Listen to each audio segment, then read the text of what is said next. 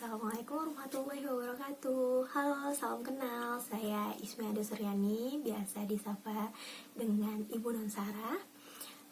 Saya adalah fun learning enthusiast dan juga read aloud enthusiast yang pada hari ini mau berbagi seputar serunya membaca nyaring atau read aloud kepada Anda semua. 24 bulan pertama dalam kehidupan anak merupakan masa-masa yang sangat penting dan tidak akan terulang kembali. Seringkali kita hanya berfokus pada perkembangan fisik anak saja, padahal perkembangan otaknya juga sedang sangat amat pesat berkembang.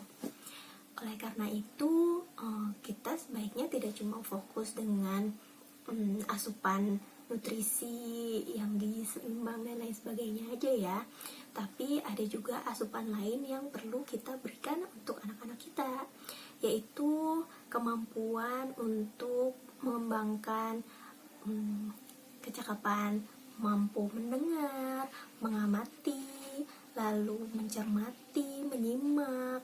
Itu perlu juga untuk kita kembangkan dari dini. Bagaimana caranya? Itu mudah ya, caranya itu dengan aktif mengajak anak untuk berbincang setiap harinya. Setelah itu bisa kita juga lakukan menyanyikan lagu untuknya, dan juga satu lagi yang hendak saya bahas hari ini yaitu membaca buku bersama. Meskipun kegiatan-kegiatan yang saya sebutkan tadi tampak sederhana dan biasa dilakukan, tapi itu sebenarnya punya banyak manfaat loh.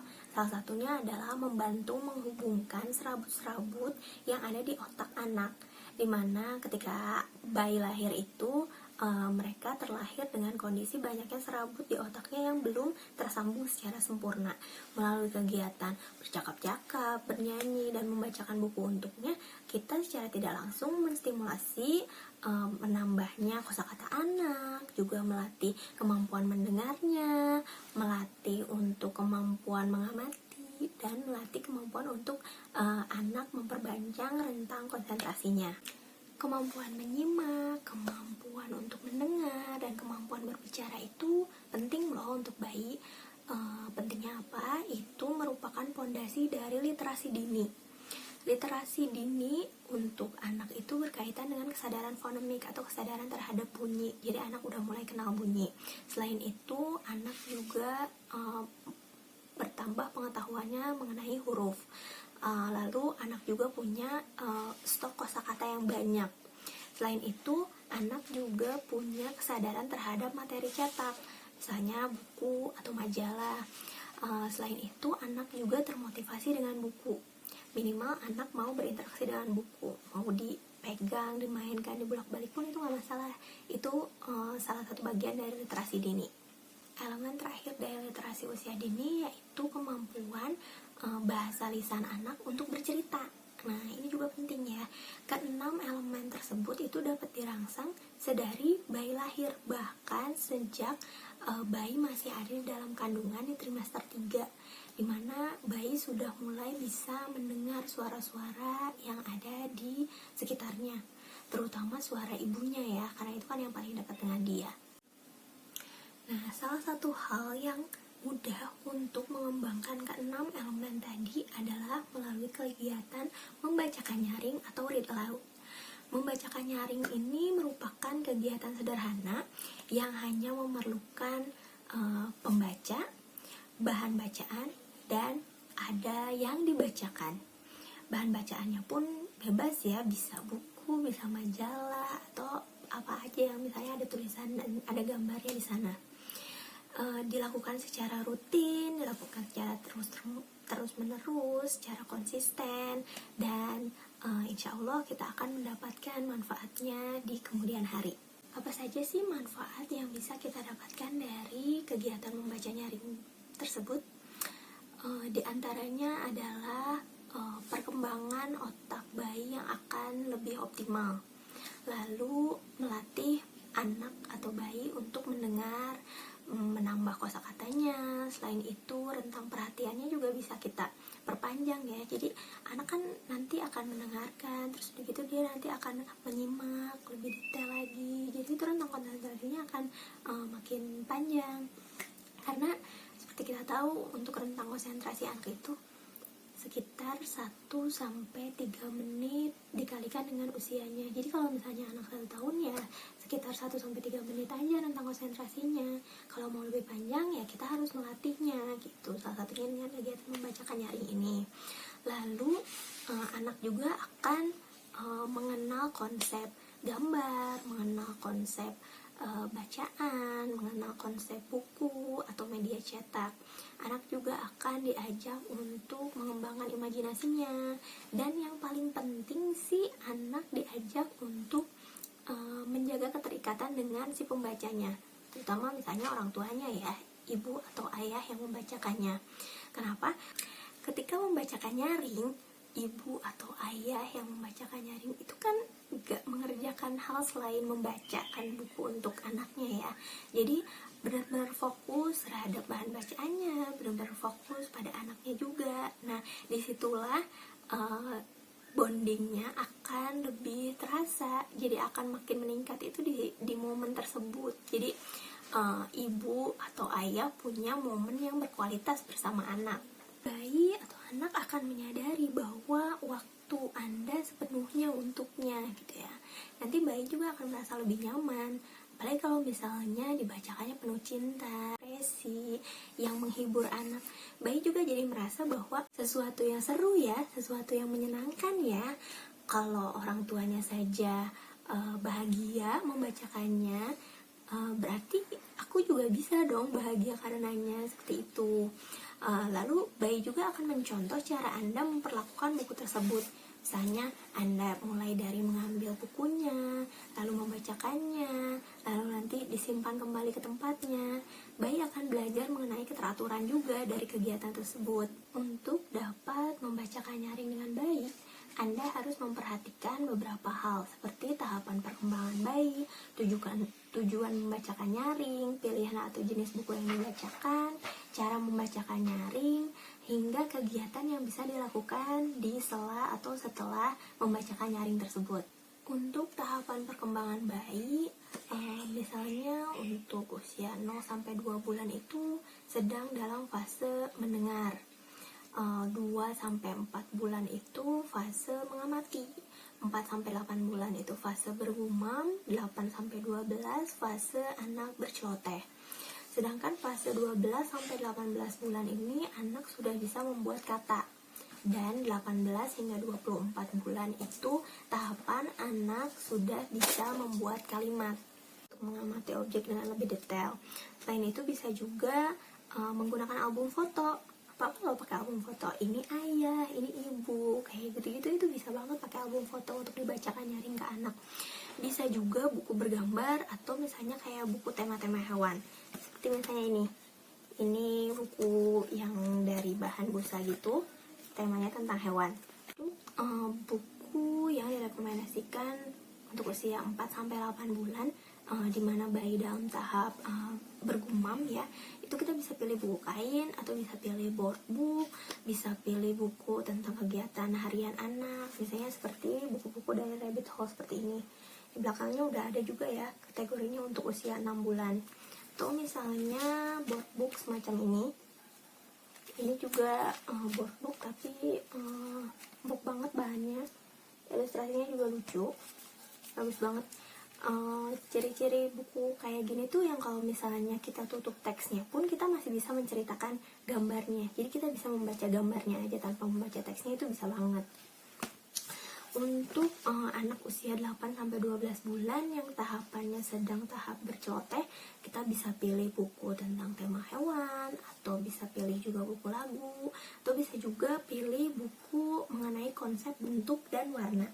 Misalnya seperti ini kan tentang buku konsep warna, jadi kita bisa bacakan nama bentuknya, kita juga bisa menyebutkan warna-warna yang ada di dalamnya. Itu. Selanjutnya tahapan 12-18 bulan yang mulai bisa mengucapkan kata, kita bisa bacakan album foto, bisa bacakan buku berima atau yang mengandung kata-kata yang berulang gitu ya. Buku yang misalnya berisi kata-kata umum seperti misalnya aku bilang maaf, aku bilang terima kasih, atau aku bilang permisi. Ini buku yang kata-katanya kan kayak magic word ya, untuk kita tanamkan ke anak untuk diucapkan dalam kesehariannya. Selanjutnya untuk usia 18-24 bulan yang tahapan mengucapkan kalimat, nah kita bisa pilih buku dengan kata-kata umum seperti tadi, atau buku yang berisi tentang kata kerja, misalnya tentang buku makan, atau buku mandi, atau buku bayi tidur, atau apa yang kayak gitu. Bisa juga kita mengenalkan buku-buku yang berkaitan dengan emosi, seperti misalnya buku kayak gini, Saat Aku Marah, Saat Aku Takut, atau misalnya seperti buku dari Rabbit Hole yang seperti ini nih. Jadi anak bisa mengenal berbagai macam emosi dari buku ini. Bahan-bahannya juga dipilih yang board book. Kenapa ya kalau misalnya dipilih board book tuh? Karena kan fase-fase 0-2 tahun itu masih seneng banget explore bukunya. Jadi kalau misalnya kita kasih bahan yang tipis, khawatirnya malah nanti akan disobek sama anak kayak gitu-gitu. Untuk menghindari hal itu, jadi lebih baik dipilih buku yang lebih aman bahannya. Pilihan buku yang kita pilih untuk anak 0-2 tahun itu sebaiknya buku yang tidak terlalu banyak fiturnya ya. Kenapa? Ini tuh biar anak tuh nggak gampang terdistraksi dengan fitur-fitur yang ada di buku tersebut gitu. Jadi anak lebih fokus sama gambarnya, anak lebih fokus sama kontennya yang kita bacakan. Karena sebagus apapun fitur di buku anak, orang tua itu tetap harus aktif untuk mengajak anak berbincang. Jadi membacakan buku ke anak itu ibarat jembatan untuk berkomunikasi dengan anak tuh. Semakin sedikit teks yang ada di buku atau semakin banyak ilustrasi yang ada di buku, itu semakin bagus untuk orang tua loh, karena akan membangun kreativitas orang tua dalam menarasikan buku yang dibacakan untuk anaknya tersebut. Karena sejatinya yang penting dari membacakan buku ini adalah membangun percakapan, membangun komunikasi antara orang tua dengan anak. Dengan kita aktif berkomunikasi dengan anak, ini kan akan semakin mudah nih menuangkan kosakata-kosakata melalui kemampuan mendengarnya. Karena anak usia 0-7 tahun itu masih aktif belajar lewat indera pendengarannya. Jadi meskipun misalnya anaknya tampak visual gitu ya, atau anaknya kinestetik, tapi padahal cara menurut penelitiannya 0-7 tahun itu mereka masih bekerja atau belajar melalui indera pendengarannya juga. Jadi kita masih bisa memaksimalkan melalui membacakan buku loh untuk anak. Selain narasi yang baik, kita juga sebagai orang tua harus menggunakan intonasi naik turun dan juga menggunakan ekspresi wajah yang maksimal dalam menarasikan cerita di buku tersebut. Gunanya apa? Anak tuh jadi belajar ekspresi, anak belajar ada suara keras atau suara yang pelan, itu dari kegiatan membaca buku tersebut. Membacakan nyaring untuk anak ini nggak harus dalam waktu yang lama ya, misalnya dalam 1 jam anak harus duduk gitu, kita ajak duduk terus udah gitu baca buku, nggak harus kayak gitu ya. Membacakan nyaring itu minimal 15 menit sehari yang bisa dibagi dalam 2 atau 3 sesi. Jadi misalnya 1 kali baca 5 menit itu nggak apa-apa. Misalnya cuma 1 halaman nggak apa-apa juga. Kalau misalnya anaknya ternyata cuma mau bolak-balik halaman bukunya aja, itu pun nggak masalah. Anak sudah berinteraksi dengan buku atau dengan bacaan tersebut. Selain itu, untuk waktu yang bisa kita pilih ya buat membacakan nyaring ini tergantung kepada kesibukannya orang tua atau kepada keseharian anak nih kayak gimana ya. Misalnya kalau misalnya orang tua luangnya di waktu siang pas anak lagi kondisinya lagi main, ya nggak apa-apa, kita masih bisa kok membacakan nyaring untuk anak di saat dia berkegiatan lainnya. Kalau misalnya mau lebih tenang gitu ya, dalam kondisi yang lebih rileks, bisa bacain bukunya menjelang tidur siang atau menjelang tidur malam. Yang penting tuh bukan seberapa banyak buku atau bacaan yang kita baca dalam 1 hari, tapi yang paling penting adalah konsistensi untuk terus membacakan nyaring kepada anak setiap harinya. Semakin kita konsisten, akan semakin cepat kita menuai manfaat dari membaca nyaring tersebut. Sebelum membacakan nyaring, yang perlu orang tua lakukan adalah membaca buku atau bacaan tersebut terlebih dahulu sebelum dibacakan ke anak. Gunanya untuk apa? Gunanya untuk mengantisipasi jika ada kata-kata yang mungkin dirasa sulit untuk anak, atau bisa jadi misalnya ada yang anak belum ketahui atau orang tua belum ketahui. Jadi orang tua bisa mencarinya terlebih dahulu. Jadi ketika nanti dibangun percakapan, ketika misalnya nanti anak bertanya mengenai isi di dalam buku tersebut, orang tua jadi sudah lebih siap untuk menjawabnya, seperti itu. Selain itu, dalam membacakan nyaring, kita diajak untuk menyebutkan judul buku. Setelah itu kita diajak untuk menyebutkan nama penulis dan ilustratornya. Gunanya untuk apa? Gunanya agar anak belajar menghargai bahwa oh, buku itu ternyata ada yang membuatnya ya, buku itu ada penulisnya ya, buku itu ada orang yang menggambarnya ya, kayak gitu-gitu. Anak jadi lebih menghargai buku sebagai sebuah benda atau hasil karya seseorang, seperti itu. Dan untuk membacakan nyaring ini, kita kalau untuk bayi, kita bisa membebaskan bayi untuk memilih mulainya mau dari mana. Jadi nggak harus dari halaman pertamanya pun nggak apa-apa. Karena kan kalau misalnya bayi diajak untuk milih kayak gini, kadang-kadang dia misalnya udah buka sendiri, terus udah gitu diem aja, misalnya dia ngeliatin nih gambar yang ini aja maunya, nggak mau pindah ke halaman yang lainnya. Dan itu nggak masalah dalam read aloud, karena bisa jadi bayi itu sedang mengamati gambar ini secara lebih detail. Mungkin kitanya merasa kok bosan banget ya anaknya liatin gambarnya itu lagi, atau misalnya bukunya yang itu lagi.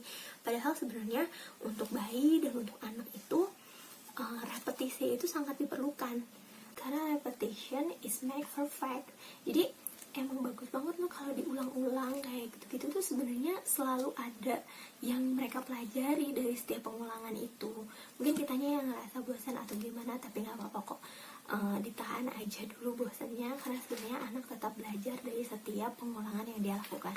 Ketika mulai membacakan nyaring, kita bisa melakukannya dengan ke halamannya, lalu menunjuk tiap kata yang ada di dalam buku tersebut, atau kita juga bisa menunjuk gambar yang ada di dalam buku tersebut. Jadi pilihannya bebas ya, orang tua mau membacakan teksnya atau orang tua mau membacakan gambarnya, itu nggak masalah. Kita juga bisa mengajak bayi atau anak untuk menunjuk-nunjuk gambar dan tulisan yang sedang kita bacakan juga. Setelah itu jangan menggunakan kecepatan membaca yang terlalu cepat. Karena kenapa? Kemampuan anak untuk menyimak kan masih terbatas, jadi kita agak perlahan aja dulu, gak apa-apa. Setelah itu berusaha untuk menggunakan intonasi dan ekspresi yang sesuai dengan jalan cerita di buku atau bacaan tersebut. Nah, setelah membacakan nyaring, apa yang dilakukan nih Bu? Misalnya gitu kan. Setelah membacakan nyaring, kita bisa tetap mengajak anak untuk menunjuk-nunjuk gambar atau kata-kata yang ada di dalam buku atau bacaan tersebut. Kita juga bisa memancing anak untuk mengungkapkan apa yang dirasakannya. Misalnya kayak, babbling ini tentang apa ya? Ini gambarnya apa ya Dek? Kucing, misalnya seperti itu. Ini kucing itu bunyinya seperti apa ya? Miau, miau. Nah, seperti itu. Untuk anak-anak di atas usia bayi, saya batita atau balita, kita bisa lebih banyak untuk mengeksplorasi isi bukunya. Misalnya banyak bahan yang bisa kita bicarakan, banyak bahan yang bisa kita jadikan bahan percakapan. Misalnya menebak-nebak setelah halaman ini apa yang terjadi ya di halaman selanjutnya, seperti itu. Untuk buku pilihan bagi anak yang usianya di atas bayi, itu boleh mulai buku-buku yang soft cover gitu ya, jadi nggak harus book, nggak masalah, karena anak kan udah mulai mengerti ya, udah mulai paham bagaimana cara memperlakukan buku tersebut.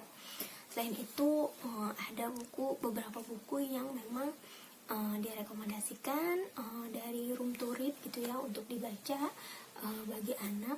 Tapi di sana juga ada kategori usianya kok, misalnya untuk usia berapa, atau misalnya untuk anak-anak yang sudah terpapar literasi dini itu nggak masalah dibacain lebih dini, karena biasanya anak-anak yang terpapar literasi dini tuh kemampuan mencerna bacaannya atau menyimak bacaannya itu lebih tinggi dibandingkan anak yang tidak terpapar literasi dini seperti itu. Ada beberapa buku yang misalnya cocok untuk dijadikan bahan membaca nyaring, seperti misalnya buku ini, buku 1000 Kucing untuk Kakek, atau buku Pedagang Peci Curian. Ini dua-duanya ditulis oleh Bapak Suyadi atau biasa kita akrab kenal dengan Pak Raden. Atau misalnya ada buku-buku dari Pelangi Nizam ini seru untuk dieksplor, untuk dibacakan nyaring buat anak. Bentuknya pun besar, jadi anak bisa bebas mengeksplor setiap ilustrasinya. Ini anak puas banget lihat gambarnya gitu ya. Atau yang baru-baru ini diterbitkan oleh BIP Gramedia, yaitu buku-buku ini. Kalau di sini direkomendasikan untuk anak 6 tahun ke atas, tapi sebenarnya masih bisa kok dibacakan untuk misalnya usia 4 atau 5 tahun kayak gitu-gitu. Tapi yang perlu dipastikan adalah kita sebagai orang tua sudah membaca buku tersebut sebelumnya.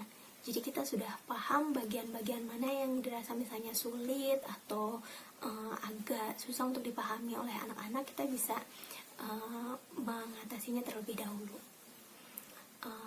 Sekian penjelasan dari saya mengenai membaca nyaring atau read aloud. Nantikan sharing saya terkait read aloud lainnya di Instagram saya. Terima kasih.